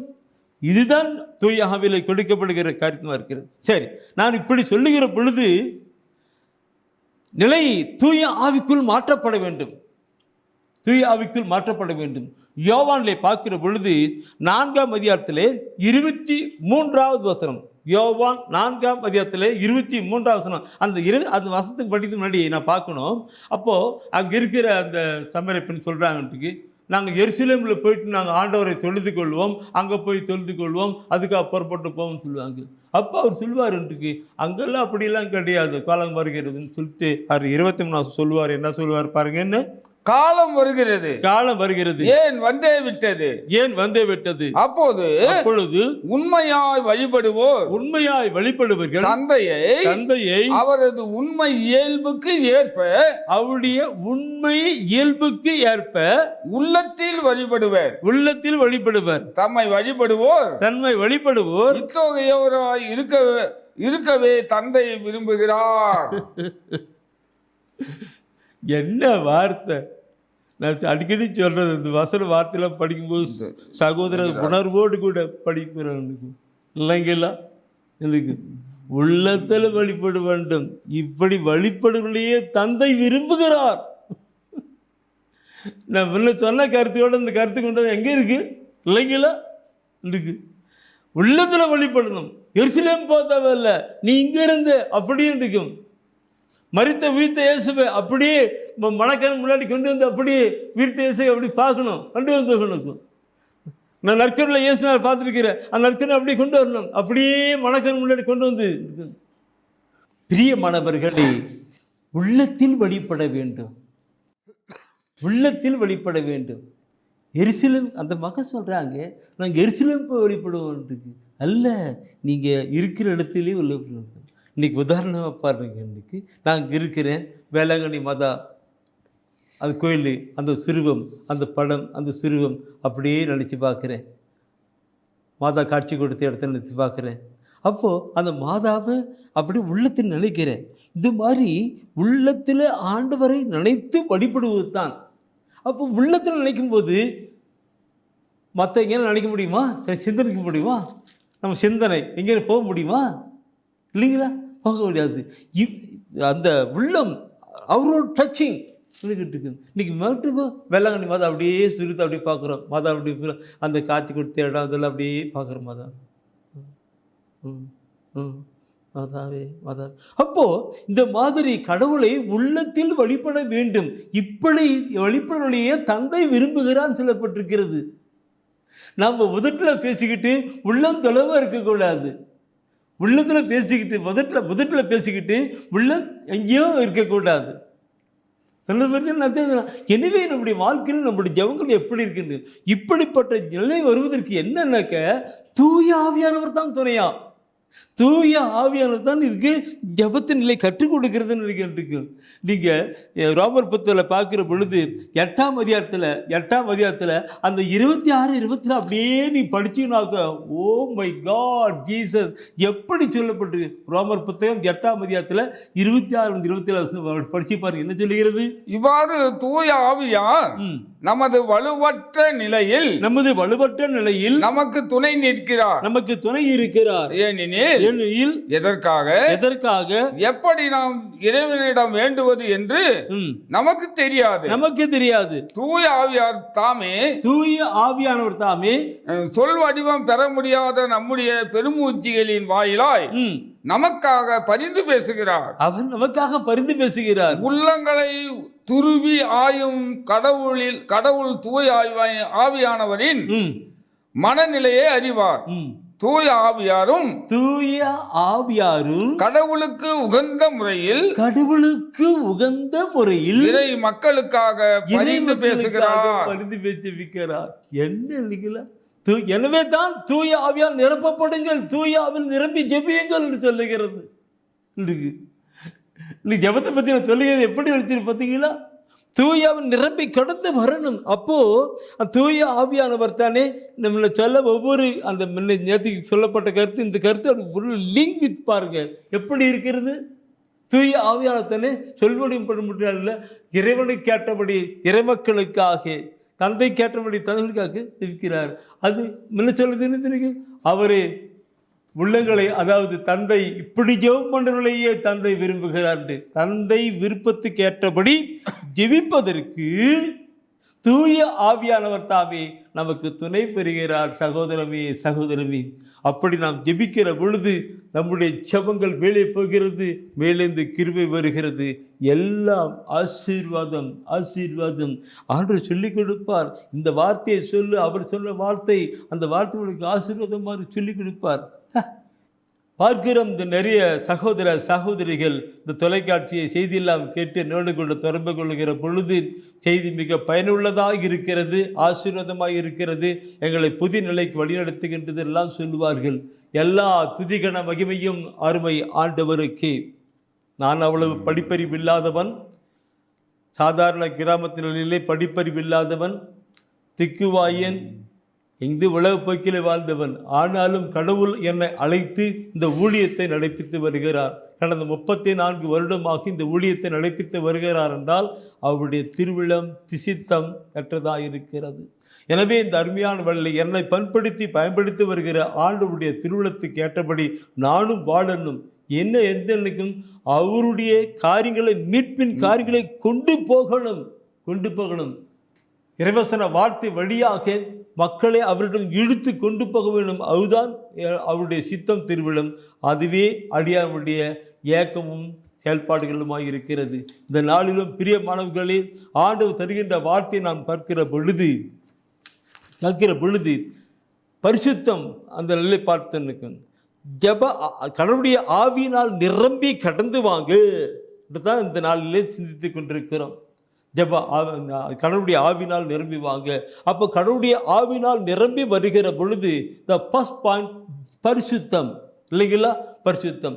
இரண்டாவது பார்க்கிற பொழுது விபிலிய வாசிப்பு. எப்படிலாம் விபிலியம் வாசித்து தெளிவு புரிந்து கொண்டு விளக்கம் புரிந்து கொண்டு கடந்து போக முடியும். இந்த திருப்பாளர் ஆசிரியர் சொல்லுகிற பொழுதெல்லாம் அப்படி உள்ளத்தில் ஒரு ஏக்கமும் தைரியமாக இருக்கும். திருப்பாளர் 119 நீ படித்து பார்த்துருப்பீங்க. அதில் எல்லாம் என்ன சொல்லுவார், எனக்கு அவருடைய திருச்சட்டம் என் உள்ளத்தில் இருக்கிறது, அது பாட்டி கொடுக்கிறது, என்னோடு பேசுகிறது என்றெல்லாம் சொல்லியிருக்கும். பார்க்கணும். அப்போ தூய ஆவியா பெறுகிற பொழுது இறைவசன வார்த்தைகள் அவருடைய வார்த்தைகள் நமக்கு வாழ்வாய் விடுதலையா ஆசிராய் கடந்து போய் கொண்டே இருக்கிறது. அல்லங்கெல்லாம் இருக்கு. அதே மாதிரி பார்க்கிற பொழுது ஜெப வாழ்வு கூட அப்படிதான். நேற்று தினத்தில் பார்த்தோம், நாம் எப்படி ஜெபம் பண்ணிக்கிறோம். ஆனால் தந்தை விரும்புவது எப்படி? உள்ளம் இணைக்கப்பட வேண்டும். உள்ளம் இணைக்கப்படும். நாம் முதல் நாள் ஜெபம் பண்ணிருப்போம், ஆனால் உள்ளமோ தொலைவில் இருக்கும். அது அப்படி வெளிப்படுவது சரியல்ல. மாறாக உள்ளமும் அங்கே டச்சிங் ஆகிட்டு இருக்கணும். அதை நேற்று தினத்தில் நாம் எங்கே இருந்தாலும் ஆண்டவரை மனக்கண் முன் கொண்டு வந்து அவரை பார்த்து அவரோடு கூட பேச வேண்டும். அதுதான் உண்மையான ஒரு ஜெப அனுபவம். இந்த ஜெப அனுபவத்துக்கு தூய ஆவியானவர் தான் இல்லைங்களா? உம்முகம் பார்க்கணுமே, அழகை ரசிக்கணுமே, உம்மோடு இணையணுமே இல்லைங்களா? அவர் அப்படியே பார்க்கணும். அந்த உள்ளம் அவரை உள்ளத்திலே விசுவசித்து அவரை கொண்டு வரணும். அப்படி வருகிற ஜெபங்கள் அதனால்தான் ரோமர் 8 26, 27 வசனத்தை நேற்று தினத்தில் நாம் வாசித்தோம் இல்லைங்களா? நாம் எப்படி ஜெயிப்பது என்று தெரியாதிருக்கிற பொழுது தூய ஆவியானவர் தாமே நமக்கு துணை பெறுகிறார். தூய ஆவியானவர் துணை பெறுகிறார். உள்ளங்களை ஊடுருவி காண்கிற இறைவனுக்கு ஏற்றபடி இறை மக்களுக்காக அவரை பரிந்து ஜெபிக்கிறார் என்று. உள்ளங்களை ஊடுருவி பார்க்கிறாரா ஆண்டவர்? அந்த பார்க்கிற ஆண்டவருக்கு ஏற்க அவருக்கு ஏற்ப தூய ஆவியானவர் பரிந்து வைக்கிறார். அப்போ எவ்வளவு காமெண்ட் பண்ணிருப்பாரு பாருங்க. அந்த அளவுக்கு கொண்டு வர தூய ஆவியானவர் தான். இந்த நிலை வருகிற பொழுது உண்மையாகவே நம்முடைய வாழ்க்கையிலே ஆசீர்வாத ஜெபங்களாய் மாறிக்கொண்டே இருக்கும். அவரை அனுபவிக்கிற ஜெபங்களாக இருக்கும். நான் இப்படி நான் இறைவசன ஜெபம் பண்ணுறோம். இப்போ நமக்கு ஒரு பிரச்சனை, போராட்டங்கள், நம்முடைய வாழ்க்கைக்கு ஒரு கடன் பிரச்சனை இருக்குது. அப்போது இங்கே இருக்கிற இறைவசன வார்த்தை தூய ஆவியானவர் சொல்லிக் கொடுப்பார். இந்த வசனத்தை படி, இந்த வசனத்தை சொல்லி தூயன் உணர்த்துவார். அப்போ நம்ம படிக்கிற பொழுது அந்த வசனத்தை எடுத்து படிக்கிற பொழுது அந்த வார்த்தை நமக்கு வாழ்வாய் விடுதலையாய் ஆசீராய் கடந்து வந்துடும். ஏன்னா அந்த வார்த்தை உயிர் உள்ளது, ஆற்றல் மிக்கது. வானத்து மழையும் பனி பூமியில் வந்து எப்படி பசும் அப்படி கொண்டு இருக்கும். எனவே அந்த வார்த்தை படிக்கணும். இதுக்கு தூய ஆவியானவர் தான் சொல்லப்பட்டிருக்க. இந்த பைபிள் எழுதப்பட்ட வார்த்தை எல்லாம் தூய ஆவியால் எழுதப்பட்டது. இந்த பைபிள் முழுசுமா தூய ஆவியால் எழுதப்பட்டது. அந்த தூய ஆவியானவரே இங்கு இருப்பார் என்றால் அந்த தூய ஆவியானவர் சொல்லிக் கொடுப்பார். இந்த அதிகாரத்தில் இந்த வசனம், இந்த அதிகாரத்தில் இந்த வசனத்தை எடு, அது உன் கண்ணீருக்கு இப்போ விடுதலை கொடுக்கிற ஜெபம் வார்த்தையாக இருக்கும். உன்னுடைய துக்கத்துக்கு விடுதலை கொடுக்கிற வார்த்தையாக இருக்கும். உன்னுடைய பிரச்சனைக்கு விடுதலை கொடுக்கிற வார்த்தையாக இருக்கும். அது அவருடைய வார்த்தை, அது ஆணுடைய வார்த்தை. அந்த வார்த்தை உங்களுக்கு ஆசீர்வாதமாய் மாறும் என்று தான் நமக்கு கற்றுக் கொடுக்கிறார் இல்லைங்களா? ஜெபம் அப்படியாக இருக்கிறது. சரி, அது அப்படியே பார்க்கும் பொழுது அடுத்தது நான் பார்க்கிற பொழுது என் பிரியமானவர்களே, நம்முடைய வாழ்க்கையிலே கழிதருகிற வாழ்க்கையாக இருக்கணும். கழிதருகிற வாழ்க்கை. அந்த கழி தருவதற்கு தூய ஆவியானவர் தான். தூய ஆவியானவர் நிரப்பப்படுகள் என்று பார்க்கும் அல்லவா? அப்போ தூய ஆவியானவருக்கு கழி தருவதற்கு நான் ஏற்கனவே உங்களுக்கு சொல்லியிருக்கிறேன். இந்த மாதா தொலைக்காட்சியில் பார்க்கிற பொழுது 9 ஆண்டுகளாக இறைச்செய்தி கொடுத்து கொண்டிருக்கிறோம். அந்த 9 ஆண்டுகளும் பல நிலையிலே, பல இடத்துல, பல காரியங்களில் சொல்லியிருப்பேன். பார்க்கிற பொழுது ஒரு மனிதனை குறித்து கடவுள் சொல்வது 3 விதமான மரங்கள். ஒன்று கனி கொடுக்காத மரம், இன்னொன்று கெட்ட கனி கொடுக்கிற மரம், இன்னொன்று நல்ல கனி கொடுக்கிற மரம். 3 பிரிவாக பிரிச்சிருக்கிறார். கனி கொடுக்காத யாருக்கும் பயனில்லாத மரம். 2வது தப்பு வாழ்க்கை வாழ்க்கிறோம். 3வது நல்ல கனி கொடுக்கிற மரம். இந்த நல்ல கனி கொடுக்கிற மரத்தை என்று பார்க்கிற பொழுது ஆண்டவரோடு கூட இணைந்திருந்தால்தான் நாம் நல்ல கனிகளை கொடுக்க முடியும். கடவுளோடு கூட இணைந்திருந்தால்தான் நல்ல கனி கொடுக்க முடியும். உம்மோடு நான் இருந்தால் உம்மை போல் மாறிடுவே இல்லையா? உம்மோடு நான் இருந்தால் உம்மை போல் யோவான் நற்செய்தியிலே 15ஆம் அதிகாரத்திலே 4வது வசனம் என்ன சொல்லுகிறது? இந்த கருத்தை தான் அங்கே சொல்லுகிறார். யோவான் 15:4 சொல்லுகிறார், நான் உங்களோடு இணைந்து இருப்பது போல, நான் உங்களோடு கூட இணைந்திருப்பது போல நீங்களும் என்னோடு இணைந்து இருங்கள். நீங்களும் என்னோடு கூட இணைந்திருங்கள். கொடி திராட்சை செடியோடு இணைந்து இருந்தால் அன்றி தானாக கனி தர இயலாது. தானாக கனி தர இயலாது. அதுபோல நீங்களும் என்னோடு இணைந்திருந்தால் அன்றி, நீங்களும் என்னோடு கூட இணைந்திருந்தால் அன்றி கனி தர இயலாது. கனி தர இயலாது. எப்படி சொல்லுகிறார் பாருங்க. இன்றைக்கு இந்த கருத்தை மத்திரும், இந்த யோவான் 15ஆம் அதிகாரம் 4வது வசனத்தை மத்திரும் அமர்ந்து கொஞ்சம் சிந்திப்போம் என்றால், இந்த அப்பத்தை பிட்டுன்னு சொல்றாங்கல்ல, அது மாதிரி இறைவசன வார்த்தை ஒவ்வொன்றா பிட்டு பிட்டு பார்த்தோம்னாக்க மணிக்கணக்காக நாம் பார்க்க முடியும்.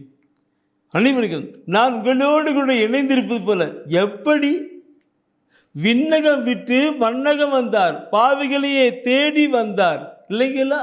இந்த அதே போல நீங்களும் உங்களை அப்படியே சரண்டர் பண்ணிட்டு என்கிட்ட நீங்க வந்தீங்கன்னாக்க, அப்பா என்னை முழுவதும் அர்ப்பணித்தேனையான்னு முழுமையா அர்ப்பணித்து நீங்க வரீங்கன்னாக்க, நான் வந்தது போல நீங்களும் வந்தீங்கன்னாக்க ஜாயின் இந்த ஜாயிண்ட் ஆயிட்டு, இந்த பைப் லைன் ஆயிட்டு, இங்க இருக்கிறதெல்லாம் இங்க வந்துட்டே இருக்கும். இங்க இருக்கிறதெல்லாம் வந்துட்டே இருக்கும். அது ஆசீர்வாதத்தை கிடையாது. நீங்கள் என்னுள்ளும் என் வார்த்தைகள் உங்களுக்குள்ளும் என்னோடு கூட இணைந்து அப்படி வார்த்தை பார்க்கணும். வசனம் ஒவ்வொன்று படிச்சும் பகுதி எப்படி சொல்லப்பட்டிருக்கிறது. நான் இதெல்லாம் சொல்கிற போது, நான் பைபிளை படிக்கிற பொழுது, இறைவசன வார்த்தை சொல்லுகிற பொழுது, நான் நம்முடைய சமூகத்தை நாம் மக்களை சமூகத்தில் பார்ப்பேன், நினச்சி பார்ப்பேன்.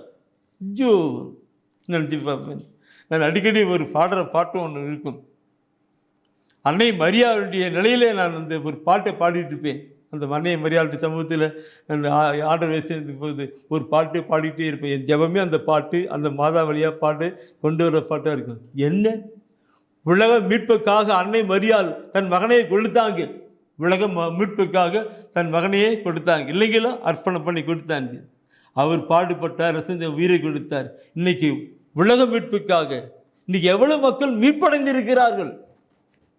அண்ணா, அக்கை, தம்பி, தங்கச்சி சொல்லுங்க, எவ்வளவு மக்கள் மீட்படைஞ்சிருக்கிறாங்க இல்லைங்களா? எவ்வளவு மக்கள் உலகமெல்லாம் மீட்படைய பாடுகள் பட்டீரையா, உலகமெல்லாம் மீட்படைய ரத்தம் சிந்தி நீரே, உலகமெல்லாம் மீட்படைய ஜீவன் தந்தீரே இல்லையா? பாடுகள் பட்டார், ரத்தம் சிந்தினார், உயிரை கொடுத்தார். இன்னைக்கு உலகத்தில் எவ்வளவு மக்கள் மீட்படைந்து இருக்கிறார்கள். இயேசுவை அறிந்திருக்கிற நிலையிலே உன்னை கூட மீட்படையிலையே இல்லைங்களா? இயேசுவை அறிந்திருக்கிற நிலையில் இருக்கிற உண்மையான ஒரு மீட்புக்கு இல்லை. வாரம் கடந்து வரணும். இந்த நாளில் இறைவசன வார்த்தைகள் சொந்து வரணும். சரி, அப்படியே கொண்டு வாங்க. இன்னைக்கு அவரோடு கூட இணைந்து வருகிற பொழுது தான் நல்ல கனிகளை கொடுக்க முடியும் என்று பார்க்கிற பொழுது, அந்த அந்த சொல்ற வார்த்தையை பார்க்கணும். சொல்லுகிற பொழுது கலாத்தியர் புத்தகம் 5ஆம் அதிகாரத்தை 22வது வசனத்தை எடுத்து படிச்சு பாருங்க. கலாத்தியர் 5:22. அது தூய அழகான வார்த்தை சொல்லப்பட்டிருக்கும். எடுக்கலாம், படிக்கலாம். தூய ஆவியின் கனியோ அன்பு, மகிழ்ச்சி, அமைதி, பொறுமை, பரிவு, நன்னயம், நம்பிக்கை, கனிவு, தன்னடக்கம் என்பவை ஆகும். எப்படி தூய ஆவியானவர் தூய ஆவியின் கனியோ, அந்த ஆவியானவர் வந்து நமக்குள் ஜாயிண்ட் ஆயிட்டு நமக்குள் விளைவிக்கின்ற அந்த காரியங்கள் எல்லாம், சொல், செயல், சிந்தனை எல்லாம் கனிகளாக, நல்ல கனிகளாக ஆவிக்குறி கனிகளாக செயல்படுகிறதா பார்க்கிறோம். இந்த பாருங்க, நான் நேற்றுக்கு ஆரம்பிச்சு சொன்னேன், 3 மரங்கள். கனி கொடுக்காத மரம், கெட்ட கனி கொடுக்கிற மரம், நல்லது. இந்த கனி கொடுக்கிற மரம் நம்மளே கடந்து வரணும். அந்த கனிகளை கொடுக்கிற தூய ஆவியினால் தான் குடி வந்துக்கும். அந்த நிலையை பார்க்கணும். நாம் அந்த பைபிள் நேற்றுக்கு தானே அப்போ பார்த்தோம்ல, திருச்சட்டம் முழுமைக்கும் 2 கட்டளையும் சொல்ல இருக்கு. அன்பு, கடவுளை அன்பு செய்யணும். நீ அன்பு செய்த போல மற்றவர்களை அன்பு செய்யணும். திருச்சட்டம் முழுமைக்கும் அன்பே சொல்றாரு. அந்த அன்பு என்ற ஒரு கருத்தை நமக்குள் வந்தால் அவர் நமக்குள் வந்து விட்டார் என்று அர்த்தம். கட்டளை கடைபிடித்தால் அவர் நமக்குள், நீங்கள் என்னுள்ளும் என் வார்த்தை உங்களுக்குள் நிலைத்திருந்தால் சொல்றாருல, அப்ப அவருக்குள் நிலைத்துகின்ற காரியம். Oh my God, praise the Lord, praise the Lord. கருத்துக்கள் எந்த இருக்கின்றது? இந்த ஒரு தூய ஆவிலை கனிகளை கொடுப்பதற்கு கூட, தூய ஆவிலை கனிகளை கொடுப்பதற்கு கூட நீ பார்க்கிற பொழுது என் அன்பானவர்களை, ஆவியானவர் தான் நான் உங்களை நினைஞ்சிருப்பேன்னு சொல்ற அந்த ஆவி அப்படியே நமக்குள் பேக்கப் ஆகிட்டு நம்மளை அப்படியே பைபிளை படிக்கிறதுக்கும் ஜெபிக்கிறதுக்கும் அந்த வார்த்தையெல்லாம் கொடுத்து அவர்களுடைய இணையத்தையும் செய்யறதுன்னு காக்கும். அந்நியர்காரிகள் கட்டளை கடைபிடித்துலாம் கொண்டு போயிருக்காங்க. ரோமர் புத்தகத்தில் 5ஆம் அதிகாரத்தில் 5வது வசனத்தை எடுத்து நீ படித்து பாருங்க. அது நாம் சொல்லுகிறோம், கடவுள் அன்பாயிருக்கிறார். அன்பே கடவுள்னு நம்ம யோவான் நட்சத்திரத்தில், யோவான் திருமத்தில் படிப்போம் அல்லவா? யோவான் திருமத்தில் படிப்போம். 1 யோவான் படிக்கிறது, அன்பே கடவுள், கடவுள் அன்பா இருக்கிறார். அந்த அன்பின் கடவுள் எப்படி வருகிறார் என்றால், ரோமர் புத்தகத்திலே எடுங்க 5:5 படிங்க. அந்த எதிர்நோக்கு ஒருபோதும் ஏமாற்றம் தராது, ஒருபொழுதும் ஏமாற்றம் தராது. ஏனெனில் நாம் பெற்றுள்ள தூய ஆவியின் வழியாய் கடவுளின் அன்பு, கடவுளுடைய அன்பு நம் உள்ளங்களில் பொழியப்பட்டுள்ளது. நம்முடைய உள்ளங்களில் பொழியப்பட்டு கடவுளுடைய அன்பு நம்முடைய உள்ளங்களிலே தூய ஆவியின் வழியாக இல்லையா? அவர் எப்படி அன்பு பண்ணாரு, எப்படி வந்தாரு, என்ன இருந்தாரு, அந்த நிலையை அந்த ஆவியானவர் தானே கொண்டிருப்பாங்க. கனியை கொண்டு மரத்தை அறிந்து கொள்ளுங்கள், கனியை கொண்டு மரத்தை அறிந்து கொள்ளுங்கள்.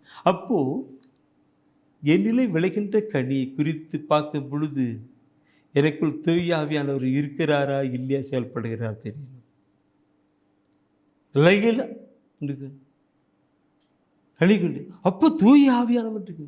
அப்போ நான் எப்படி செயல்படுகிறது? மத்தேயு 5 சொல்வாரு, மத்தியில் இருக்கு. அவர் என்ன சொல்ல, மத்தேயு 5:44 படிச்சேன், பிரிச்சுக்கிட்டு படிக்க வேண்டாம். அதுல மன்னிக்கிறத பற்றி சொல்வார். தந்தை உங்களை மன்னித்தது போல நீங்களும் ஒருவரை மன்னியுங்கள். உன் பகரை நீங்கள் மன்னிங்க, உன்னை வெறுப்பவரை நீங்கள் அன்பு செலுத்துங்கள், பகைவை அன்பு செலுத்துங்கள். அப்படி செலுத்தினால்தான் நீங்கள் தந்தையுடைய பிள்ளைகளாக இருப்பேன் சொல்லப்பட்டிருக்கிறது. பிள்ளைகளா என்ன கருத்துக்கள் அந்த ஆவியானவர் நம்மை நடத்தணும். அந்த அன்பின் ஆவியானவர் நடத்துகிற பொழுது நமக்கு எதிராக விரோதமாக பேசுகிறவளை மன்னிச்சு அவளை அன்பு செய்ய முடியும். இந்த கருத்துக்களை ஒவ்வொரு நினைச்சு பார்க்கணும். இந்த நிலையை பார்க்கும் பொழுது நம்முடைய நிலை எப்படி இருக்கிறது பார்க்க. ஆவியானவரே, அன்பின் ஆவி ஆனவரே, இப்போ வாரும், இறங்கி வாரும், எனக்குள் வாரும், என்னை நடத்தும். அப்படி நடத்துகிற பொழுது என்னுடைய சொல், செயல், சிந்தனை, நடத்தை எல்லாம் அருமையான கனிகளாக கலாத்தியர் 5:21 சொல்லப்பட்ட பொழுது அந்த கனிகளாக வெளிப்படும் சொல்லப்பட்டிருக்கிறது. இந்த கனிகளாக இருக்கணும். ஆனால் நம்முடைய நாளில் பார்க்கணும். எனவே நண்பர்களே, பரிசுத்த ஆவியால் நிரப்பப்பட வேண்டும், வழிநடத்தப்பட வேண்டும். அப்படி வருகிற பொருள்களுக்கு தான் நம்முடைய நிலை கடந்து வருகின்றது. இதை நான் சொல்லுகிற பொழுது ஒரே ஒரு சின்ன சாட்சியத்தை நான் சொல்லி நான் கடந்து போகலாம் என்று விரும்புகிறேன். தூய ஆவியால் உணர்த்துவதால்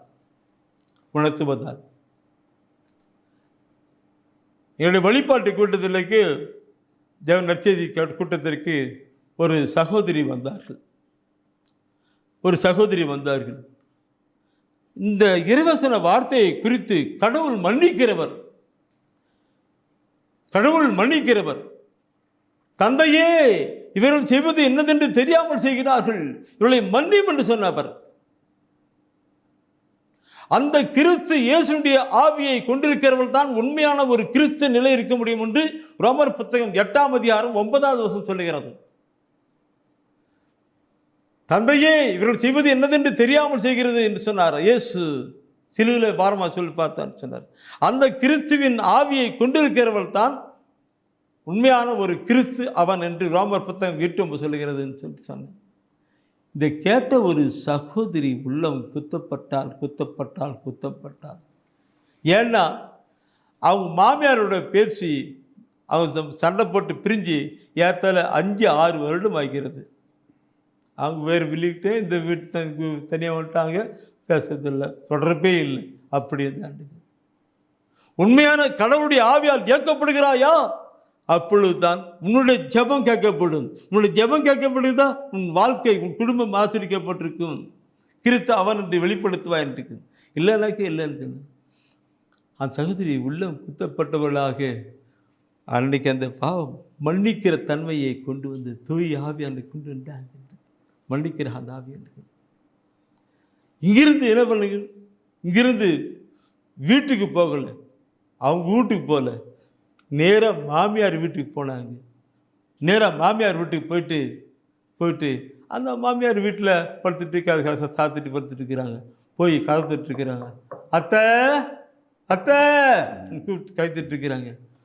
இந்த அத்தைன்ற வார்த்தையை அந்த உள்ளக்கிற அந்த அம்மா கேட்டு இது என்ன அவ கூப்பிட்ற சந்தமாக வந்து திறந்து பார்த்தாங்க. இன்றைக்கு 6 வருடத்துக்கு பின்னாடி அவங்க 2 பேரும் சேர்ந்தாங்க. அது கவுத்து இன்றைக்கு ஓடி போயிட்டு அத்தை என்னை மன்னிச்சுக்குங்கன்னு சொல்லிட்டு காலில் விழுறாங்க. அத்தை எனக்கு மன்னிச்சு கால் இருக்காங்க. அடி போடி என்னன்றிருக்கு. அந்த அத்தையும் மன்னித்தார். கிறிஸ்துவின் ஆவி இன்றைக்கு மன்னித்தார். அங்கே பார்க்கிற பொழுது அந்த இடத்துல எல்லாம் பெரிய மட்டுக்கு மனுஷன்ட்டுக்கு போடி என்னுடைய பேர் தப்புன்ட்டு ஏதோ தெரியாமல் செஞ்சுட்டேன் அப்படின்ட்டு 2 பேரும் கட்டி பிடிச்சி அப்படின்ட்டு. இங்கே கிறிஸ்தன் மக்களை பார்க்கணுன்ட்டு. என் அன்பானவர்களே, தூய ஆவியானவர் தான் இதை செயல்பட்டு கொண்டு வந்து இருக்கின்ற காரியங்கள். இந்த நிலையை நம்முடைய வாழ்க்கையை கொண்டு வர வேண்டும். ஆவியால், பரிசுத்த ஆவியால் நிரப்பப்பட வேண்டும். அப்படி அவர் தூய ஆவியானவர் சொல்லுகிறது நாம் செய்யப்படவில்லை என்றால் எபேசியர் புத்தகத்தில் தூய ஆவியானவருக்கு துக்கம் விளைவிக்காதீர்கள். தூயன் உணர்த்துறாரு, அதை நீ செய்யலைன்னாக்க அது துக்கம் விளைவிக்கிறதா இருக்கும். அந்த சகோதரி போனாங்க, மன்னிப்பு கேட்டாங்க. அப்புறமேல ஃபோன் பண்ணிட்டு இந்த அம்மா அவங்க சொன்னாங்கன்ட்டுருக்கு எங்கே இருக்கிற எங்கே போயிட்டுருக்கிறேன்ட்டுருக்கு. ஜபத்துக்கு போனால் ஒன்றும் வரவில்லையான்னு கேட்டு அவங்க வீட்டுக்காரர் ஃபோன் பண்ணி கேட்குறாரு. இல்லை, நான் உங்கள் அம்மா வீட்டுக்கு வந்திருக்கிறேன். அம்மா வீட்டு வந்திருக்கிறியான்ட்டுக்கு. ஆமாம், அம்மா வீட்டுக்கு வந்து நான் வந்தேன், அம்மாவை பார்த்தேன், பேசினேன். அவனுக்கு அந்த ஆஃபீஸில் இருக்கும்போதே ஒரு மாதிரி ஆகிட்டான்ட்டு. நான் உடனே புறப்பட்டு வரேன்ட்டு வீட்டுக்கு அம்மா வீட்டுக்கு வந்துட்டு அங்கே பிடிவுமாக இருந்தார்கள். அந்த இடத்துல எப்படி இருந்திருக்கும்? மகன், மருமகள், அவங்க மாமனார், மாமியார் எல்லாரும் சாப்பாடெல்லாம் செஞ்சு போட்டுக்கணும். இப்படி இருக்கப்பட வேண்டும் என்பது தான் தெய்வத்தினுடைய சித்தம், திருவிழம், கனி கொடுக்கின்ற வாழ்வு. தயவுசெய்து நீங்கள் அப்படியே நீங்கள் படிப்பினாக்க எசேக்கியேல் புத்தகத்தில் நீ பார்ப்பீங்க. எசேக்கியேல் ஆமத்தில் அந்த தண்ணீரை சொல்லணும். எசேக்கியேல் ஆக மாட்டேங்க, வேகமாக போகலாம். கருத்துக்கள், நிறைய கருத்துக்கள். எசேக்கியேல் 47ஆம் அதிகாரத்தில் ஒரு சொல்லப்பட்ட வார்த்தை இருக்கும். எசேக்கியேல் 47ஆம் அதிகாரத்தில் பரிசுத்த ஆவியானவர் புறப்பட்டு வருகிறது. கோயிலிருந்து புறப்பட்ட எசேக்கியேல் 47ஆம் அதிகாரத்தை தலைப்பே பாருங்கள். என்னென்னு, கோவிலிருந்து புறப்படும் ஓடைன்னு போட்டுருக்கு. ஓடை போட்டு, ஆனால் நதி, ஊற்று அன்னுட்டுருக்கு. அதனாக்க ஓடைன்னு. அப்போது அந்த கோயிலிருந்து, இயேசுதான் கோயில். தேவாலய வலப்புறம் இருந்து கண்ணீர் புறப்பட கண்டு இல்லைங்களா? அந்த கோயில் அப்படியே கருத்துக்கள், எல்லாம் ஆழமான கருத்துக்கள்.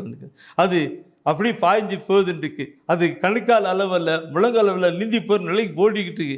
அந்த அந்த தண்ணீர் இருக்கிற கரையோரம் இருக்கிற தண்ணீர் இருக்கிற அந்த ஓரத்தில் கரை இருக்கிற அந்த கரையில் இருக்கிற மரமெல்லாம் பசுமையாக இருக்குன்னு சொல்லப்பட்டிருக்கிறது. பசுமையாக இருக்கும். அந்த ஊற்று தண்ணீர் பரிசுத்த ஆவியானவர் ஓடுகின்ற அந்த நிலையில் இருக்கிற தண்ணீர் எல்லாம் அந்த மரமெல்லாம் பசுமையாக இருக்குன்னு. இதே கருத்து திருப்பாடல் 1 2-3 வசனம் சொல்லப்பட்டிருக்கும். இருக்கும் ஓரத்தில் நடக்கின்ற மரமெல்லாம் பசுமையாய் செழுமையாக இருக்கும். அன்பான சகோதரமே, தூய ஆவியானவர் வருகிற பொழுது உங்களுடைய வாழ்க்கை செழுமையாக இருக்கும். அது மாத்திரமல்ல, கனிதிருக்கின்ற ஒரு மரமாக இருக்கும். அது மாத்திரமல்ல, அந்த இலை ஏசாயா 47 12வது வசனத்தை நீ படித்து பாருங்கள். என்ன சொல்லுகிறது? ஏசாயாவில் 47 12வது வசனத்தை நீ பாப்பீலானால் பல வகையான பழமரங்கள் ஆற்றின் இரு மருங்கிலும் வளரும். அவற்றின் இலைகள் உதிரா. அவற்றில் கனிகள் குறையா. ஒவ்வொரு மாதமும் அவை கனி கொடுக்கும். ஏனெனில் தூயகத்திலிருந்து தண்ணீர் அவற்றிற்கு பாய்கின்றது. அவற்றின் கனிகள் உணவாகவும் இலைகள் மருந்தாகவும் பயன்படும். என்ன கருத்து? இப்படிப்பட்ட ஒரு நிலை தூய ஆவியில் நிரம்பி கடந்து வருகிற பொழுது இருக்கும். இலைகள், அதாவது கனிகள் உணவாகும், இலைகள் மருந்தாகும்.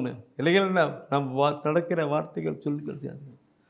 இதை அப்படியே ஒப்புக்கொடுக்கலாம். பெரிய மாணவர்களே, கடவுள் தூய ஆவியால் நிரப்பப்படுகிற பொழுது எப்படியெல்லாம் வழி நடத்துகின்ற ஒரு கருத்தை நான் பார்க்கிற பொழுது எப்படி இருக்கிறது? கண்களை மூடுவோமா? ஒப்புக்கொடுக்கலாம், செபிக்கலாம். அன்பின் ஆண்டவரே, இதுவும் இந்த வேளையிலே உம்முடைய வார்த்தைகளை உம்முடைய அன்பு பிள்ளைகளுக்கு நீர்த்தானே தந்திருக்கிறேன். அந்த வார்த்தைகள் உயிருள்ளது, ஆற்றல் மிக்கதமாய் இருக்கிறபடினாலே அவருடைய உடலிலே, உள்ளத்திலே, எண்ணங்களிலே, சிந்தனைகளிலே அந்த வார்த்தைகள் செயல்பட வேண்டுமாய் ஒப்புக்கொடுத்து நான் செபிக்கிறோம். அப்பா, ஆசீர்வதியும் ஆண்டவர்.